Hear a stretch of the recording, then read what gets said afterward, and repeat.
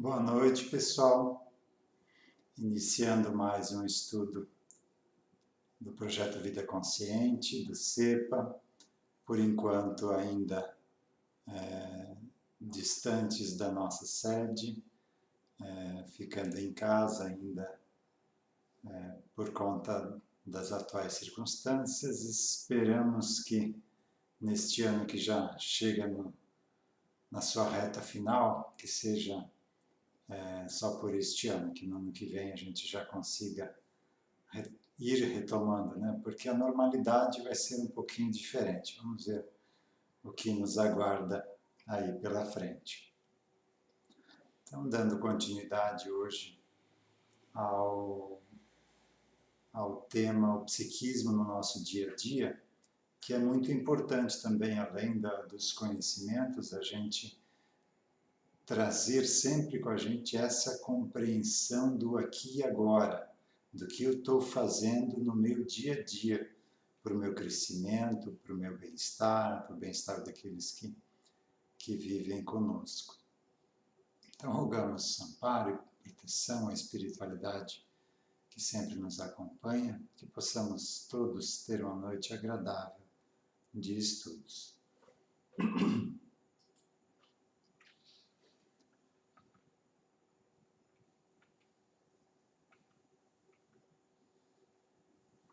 Então, se tem alguém pela primeira vez, a base do nosso estudo e também a maioria dos atendimentos que a gente faz está relacionada com o nosso psiquismo, relacionado com o nosso psiquismo, com o nosso inconsciente.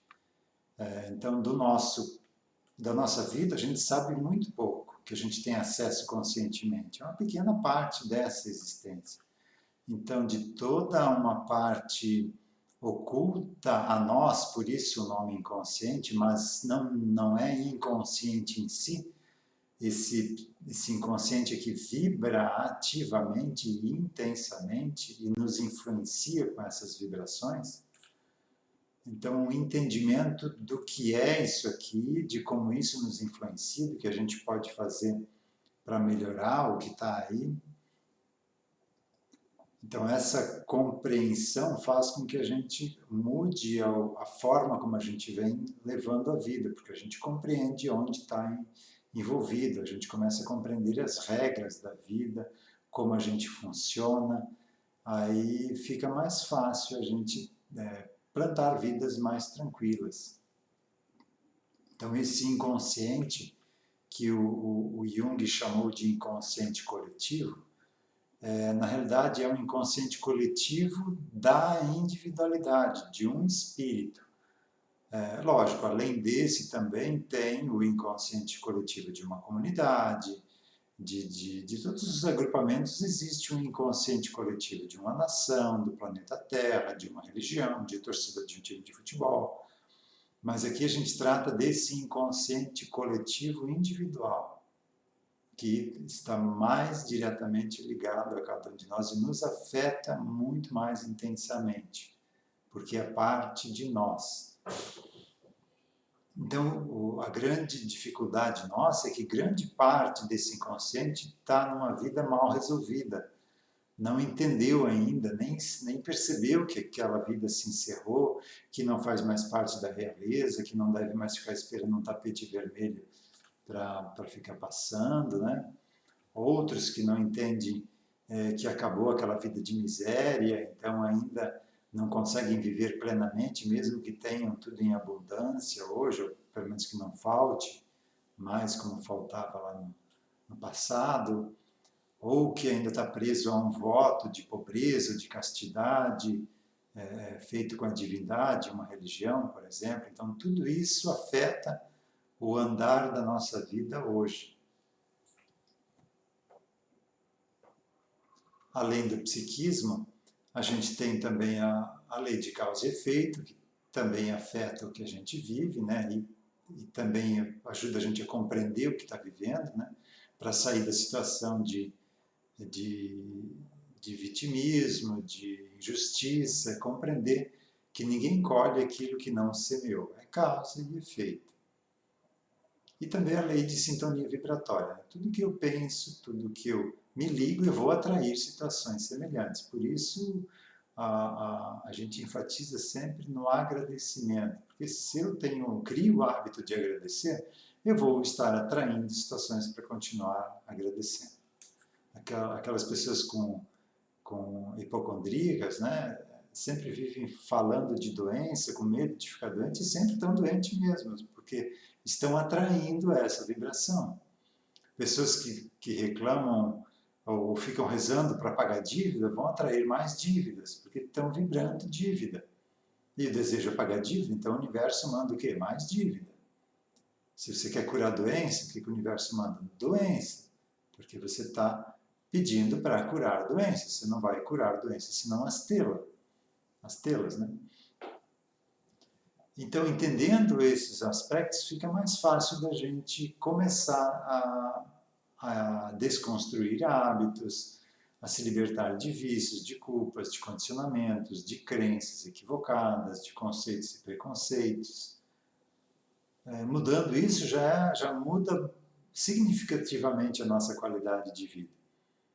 Algumas dessas mudanças vão ser mais difíceis, daí a gente parte para o auxílio de um atendimento de captação, de apometria, de constelação, qualquer terapia que trabalhe com o nosso psiquismo, para que trate essa parte do psiquismo que está nos influenciando, que faz com que a gente não consiga, por mais que a gente queira, e aí fica mais fácil da gente fazer. Então isso não é milagroso. Ele apenas vai tirar essa parte do inconsciente que impede a gente de fazer a mudança. Mas a mudança fica para mim. Eu preciso colocar essa mudança em prática. Eu preciso fazer essa reforma íntima.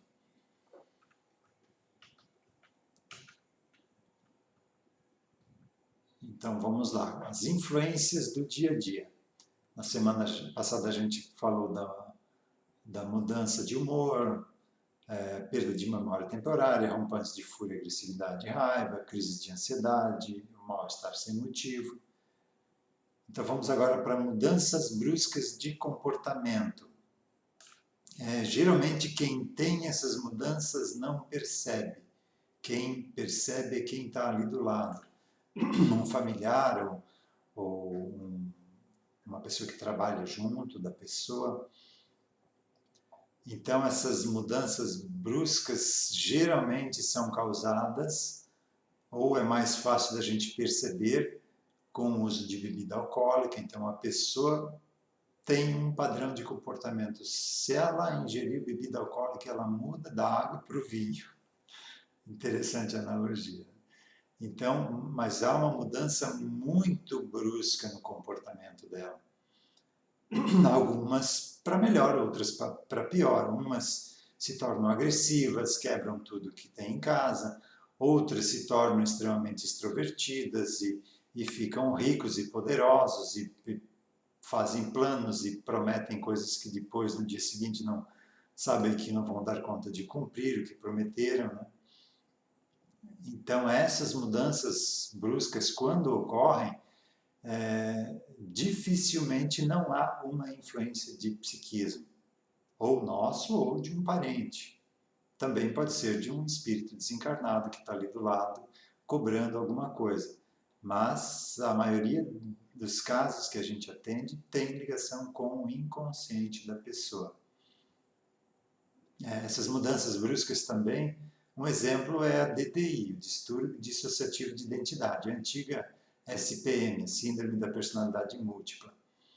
Então, esse termo no CID-10, que é o Código Internacional de Doenças, e no DSM, que também é o Código de Doenças americano, ele foi mudado de síndrome de personalidade múltipla para DDI para evitar que as pessoas utilizassem essa síndrome para se safar de crimes, né? Então, quando começou a se pesquisar essa síndrome da personalidade múltipla, principalmente nos Estados Unidos, as pessoas começaram nos tribunais a alegar que foi o alter ego dele que cometeu o crime, não foi ele. Então a pessoa se safava da condenação. Então eles mudaram essa denominação, que é um distúrbio dissociativo de identidade. Então foi ele numa alteração de identidade, não foi outra pessoa que fez. Então ele precisa arcar com as consequências do que foi feito com o corpo dele, mesmo que não foi a consciência dele que estava no comando do corpo.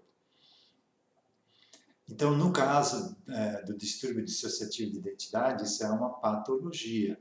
Há uma alternância tal que a pessoa não se lembra de nada do que aconteceu ali.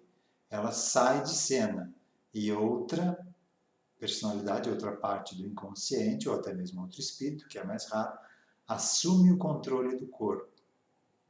Então aí realmente é uma mudança brusca. A pessoa nem sabe, a que chega nem sabe o que a anterior estava falando, né? E fica quase que perdido ali onde está, né? Eu atendi já 2 casos desses com distúrbio dissociativo de identidade. Um de uma pessoa que veio pedir um atendimento porque quando ela bebia, uma moça, né, quando ela bebia, ela no outro dia não se lembrava, e as pessoas no outro dia começavam a comentar o que tinha sido feito no dia anterior, na noite anterior, e ela não se lembrava de nada daquilo. E eles até comentavam espantado, nossa, mas o teu comportamento lá mudou, você fez isso, isso e aquilo, ela não lembrava de nada. E aí ela veio pedir para fazer atendimento. Foi feito o atendimento, realmente tinha uma outra personalidade, também mulher, que quando ela bebia, ela assumia o controle do corpo. Mas tinha um lado bom também. Quando ela chegava em casa, como ela estava muito não disposta, ela estava muito ativa, ela acabava, essa moça era muito desorganizada, né? E essa que alternava quando chegava em casa, botava o armário em ordem, arrumava todo o quarto da mulher. Era uma parte dela, uma personalidade. Então ela estava preocupada também de tratar essa personalidade e ela perder essa parte boa que era de ter o armário organizado quando acontecia essa alternância. E um outro caso era um senhor que vinha pedir ajuda para a gente e daí a gente ofereceu ajuda para ele, mas sempre em troca de um serviço, ou varrer, ou cuidar dos cachorros, andar com os cachorros, passear com os cachorros, né? Mas ele sempre que vinha ele, a gente percebia um comportamento infantil. E um determinado, então ele não falava coisa com coisa, um comportamento mesmo infantil. Ele tratava a gente como se fosse um doutor, né? Havia uma disparidade muito grande com o comportamento normal, né? E num final de ano desses, ele recebia um tanto por semana, lá num final de ano desses, ele chegou para falar comigo e veio com uma planilha na mão, uma planilha de gastos que ele estava pensando em viajar no final de ano, e nessa planilha ele botou os dias as semanas que ele ia trabalhar, quanto ele ia ter para receber, e com o total lá dizendo, olha, os meus custos nessa viagem vão ser de R$ 600 e até lá eu vou ganhar 350. Eu queria saber se você pode me adiantar isso ou lá no final do ano me pagar e depois no ano que vem você desconta esse valor. Eu falei, não tem problema. Ele falou, então eu não recebo nada a partir de agora e quando chegar ali uns 3, 4 dias antes da viagem, o senhor me dá o dinheiro, eu compro a passagem, pego o dinheiro para fazer essa viagem, né? E aquilo me chocou, né? Uma mudança muito grande no comportamento dele. Aí eu levei para fazer um atendimento. E quando a gente abriu o atendimento, tinha umas 6, 7 personalidades lá ligadas a ele, que ficavam se alternando. E a que mais ficava no comando do corpo era aquela infantilizada, porque as pessoas ajudavam mais, né, com esse comportamento infantilizado, as pessoas eram mais generosas com ele. Então ele mudou radicalmente depois desse atendimento, começou a ter um comportamento mais condizente com a realidade dele, né? e eu notei essa grande mudança nele. Tá, então a gente falou aqui de mudanças bruscas de comportamento. Outro item, medos que aparecem do nada. Então, eu vou contar um exemplo aqui de casa, né? O meu filho número 3 sempre tomava banho no box lá, tranquilo, e de repente ele começou a ter pânico, medo de cair e se machucar dentro do box, mas ele já tomava banho normal. E aquilo também me chamou a atenção, eu abri um atendimento. Foi porque a minha esposa estava grávida do quarto filho, e esse quarto filho que estava chegando para a família tinha sido mãe desse filho número 3 numa existência anterior, mas numa vida muito sofrida. Ela lavava roupa para fora e naquela época lá se lavava roupa nas pedras no rio, né? E esse menino estava lá brincando nas pedras, escorregou, bateu a cabeça e teve uma lesão cerebral e perdeu os movimentos, né? Ficou sendo carregado de carrinho de mão o resto da vida. Então, a presença da mãe dele do passado acordou nele aquela memória do pânico de cair, se machucar e ter uma dificuldade para o resto da vida. Feito esse atendimento, como se tirasse com a mão. A partir dali, foi normalizando e não teve mais esse pânico. Cuidado, sim, né? Quando a Tatiana lavava o cabelo, que o chão ficava um pouquinho mais liso, ele tinha cuidado, mas não mais o pânico, né? Outra situação comigo, quando eu saía de carro, às vezes esquecia a carteira em casa, me batia um desespero de que algo ia acontecer. Mas não tinha razão de ser. O máximo que ia acontecer era um guarda parar e você recebeu uma multa, né? E ter que ir em casa buscar. Então não era nenhum perigo de vida, né? Associado a isso que desse esse motivo para esse pânico. E como eu já trabalhava com isso aqui, numa dessas situações, quando eu percebi que estava sem carteira, me bateu aquele pânico, eu parei o carro no acostamento e fiz um atendimento mental para essa situação, para quem estava ligado a esse pânico. Foram ali 5, quase 10 minutos desse atendimento mental que eu fiz. E aí continuei, fui para onde eu estava indo, acho que fui buscar alguém, eu fui no mercado, não lembro mais. E aquilo lá já não me perturbou mais. Aí cheguei em casa, precisava buscar o meu filho na casa de um colega, e eu saí para buscar ele, esqueci de pegar a carteira de novo. Foi até um pouco ruim, né? Já estava esquecendo demais de levar a carteira, mas aquele medo não mais, depois desse atendimento rápido ali, não mais me prejudicou.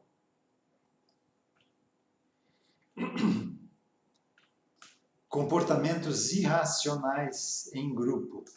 Então a gente nota isso, antes a gente falou de inconsciente coletivo, né? Não só da individualidade, pode ser de uma nação, de uma religião. Isso também acontece em grupos, principalmente de jovens. Quando você passa por aí à noite, vê jovens, por exemplo, se você conhece um deles, muito comportados no dia a dia e andando em grupos tarde da noite, depredando patrimônio público, quebrando, derrubando placas. Então, realmente há essa mudança do psiquismo, entra em ação esse coletivo, esse inconsciente coletivo do grupo, e quando isso acontece, a responsabilidade deixa de ser individual e passa a ser do grupo.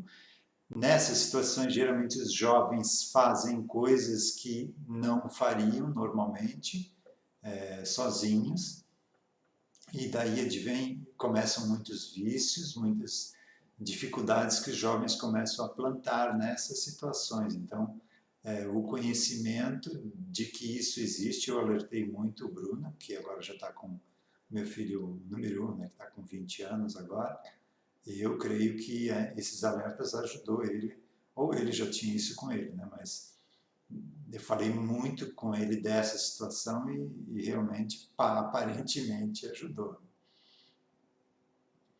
Outras situações também em grupos, vou falar da minha experiência de grupos de estudo.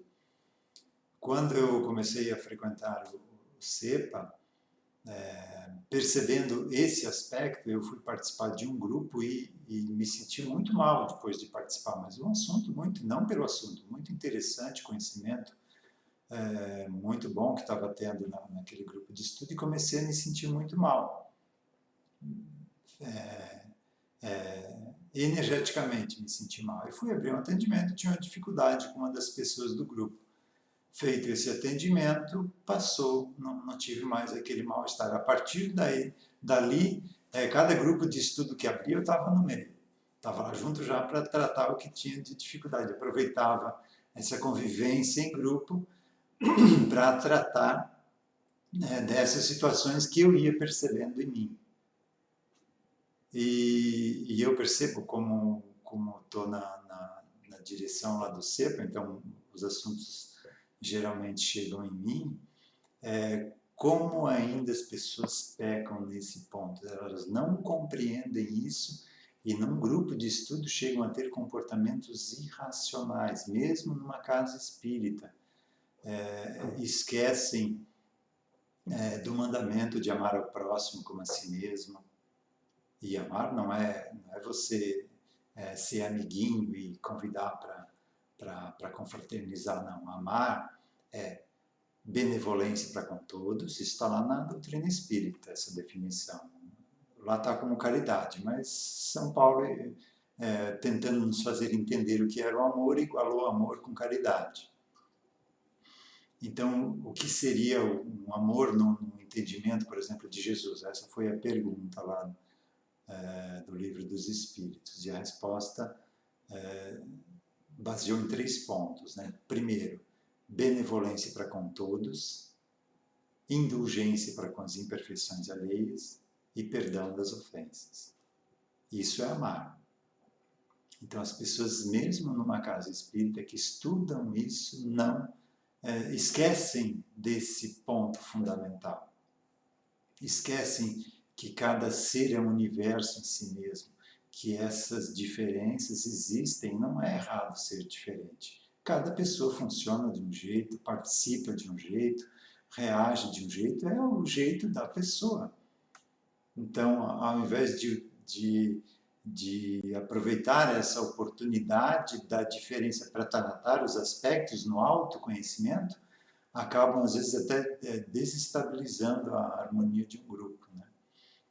Então, comportamentos irracionais que a gente tem, porque não percebe, não tem essa compreensão de como a gente é.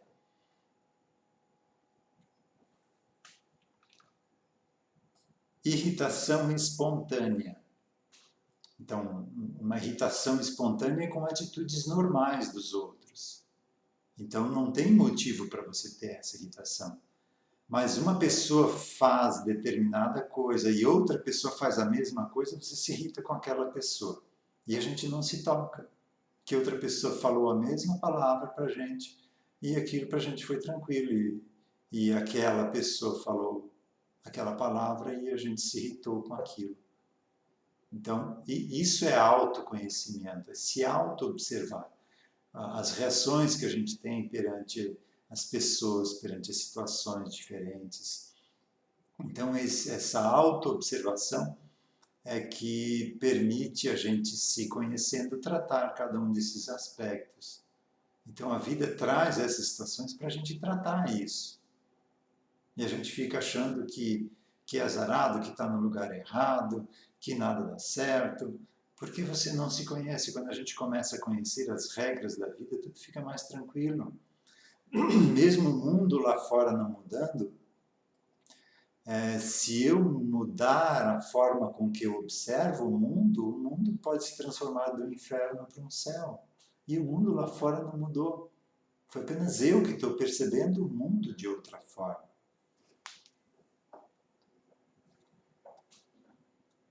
Então, se observar de onde vem essa irritação espontânea sem um motivo aparente, né? Isso é se autoconhecer.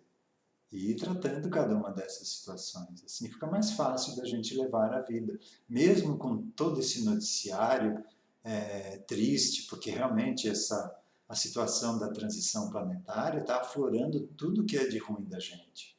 Para isso ser ressignificado, tem um objetivo disso. Mas se eu conheço a lei de causa e efeito, se eu pratico a lei de amor, o amar ao próximo como a si mesmo, eu vou fazer a minha parte e o que eu vejo lá fora não me perturba. Eu tenho compaixão, sim, mas aquilo não me perturba, não tem mais o sentimento de injustiça, porque você compreende tudo o que está acontecendo. Eu sempre falo do truco, né? Então, conhecer as regras da vida é como no truco. Uma pessoa de fora que está observando um grupo jogando não entende as regras, se alguém não explicar para ela. Só de olhar você não entende, porque sempre vira a manilha diferente lá, então realmente, se você não ter acesso às regras, você não vai conseguir jogar. E assim é com a vida também. Se você não entender as regras da vida, você não vai conseguir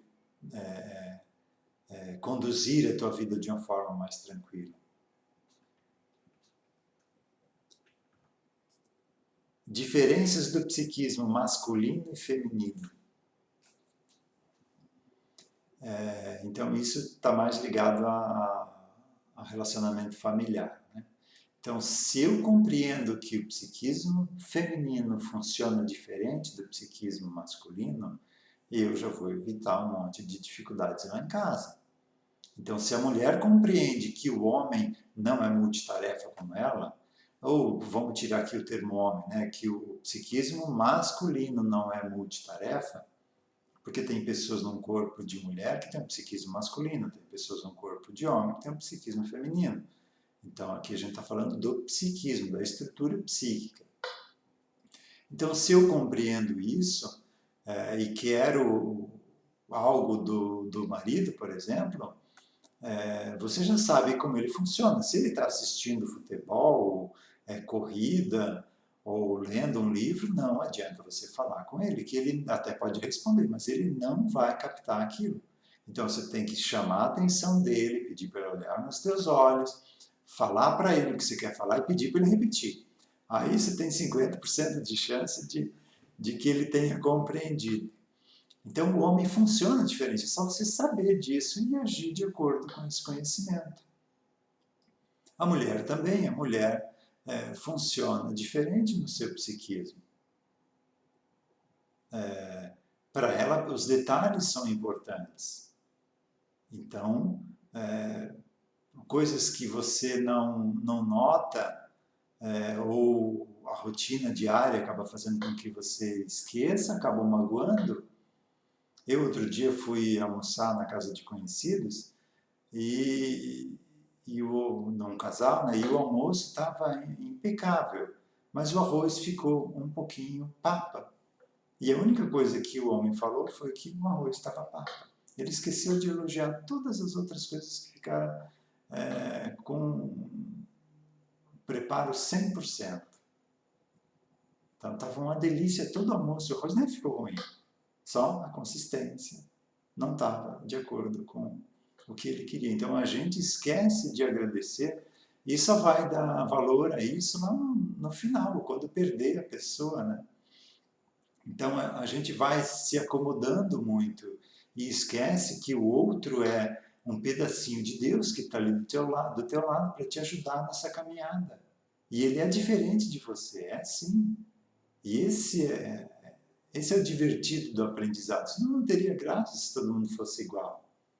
Então essa compreensão que o outro é diferente ajuda a gente a conviver com o outro, a compreender o outro e não exigir que o outro viva do jeito que você acha que deve viver, porque isso não vai dar certo, ele é diferente. Então, além do psiquismo, também a história evolutiva, a pessoa passou por existências diferentes, por aprendizados diferentes. Então, ela vai ter verdades diferentes, vai ter desejos diferentes.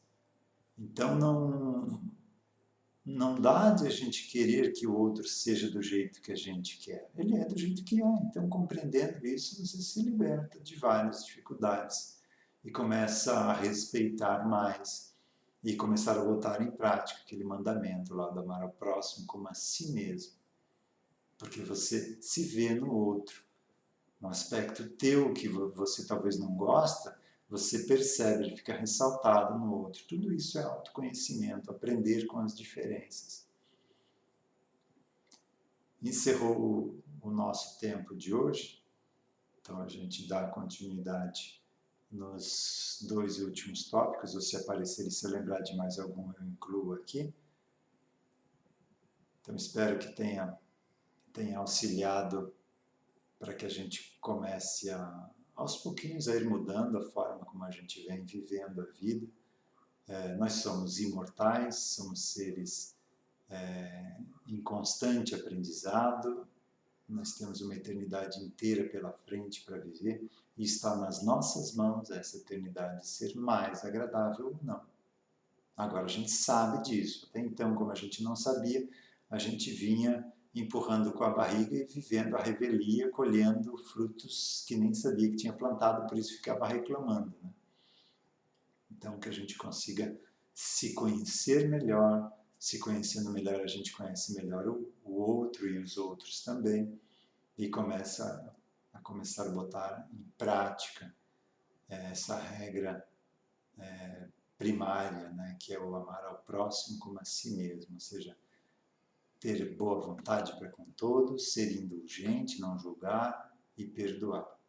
E agora a gente sabe o porquê disso, porque é importante botar isso em prática. Então vamos encerrar com um passe coletivo. Essas energias do passe chegam mesmo a gente estando longe lá do ambiente físico, do ser, essas energias não se ressentem na distância. O mais importante, tanto aqui como lá na sede também, é a gente estar numa posição receptiva, estar receptivo mentalmente para receber essas energias. Pedindo auxílio às pessoas ligadas aos passes da casa, ou até mesmo de outras casas que já trabalham com isso, que nos auxiliem nesse passe à distância. Sentindo essa energia descendo do alto da cabeça, por todo o corpo, até os pés,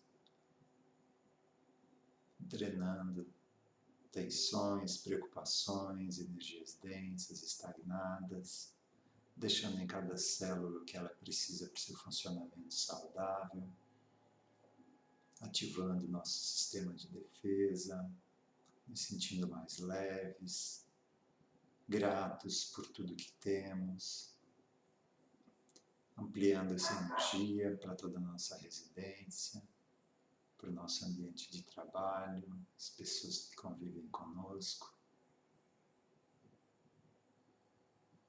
porque a nível espiritual estamos todos conectados. Essa separação é mais evidente a nível físico, um pouco menos a nível astral, a nível mental já diminui bastante, e em planos acima desses estamos conectados, ligados uns aos outros. A gente não se percebe disso e deixa o nosso egoísmo entrar em ação, achando que somos isolados. Somos todos um. Somos uma aldeia global. Estamos agora plantando uma sociedade mais humana para a gente viver nesse novo plano de regeneração que se inicia. Então, que possamos ser lá fora a mudança que a gente espera do mundo, que possamos ser fontes de energias de paz, de harmonia, de compreensão e principalmente de tolerância. Uma boa noite a todos, que tenhamos uma semana abençoada, que assim seja.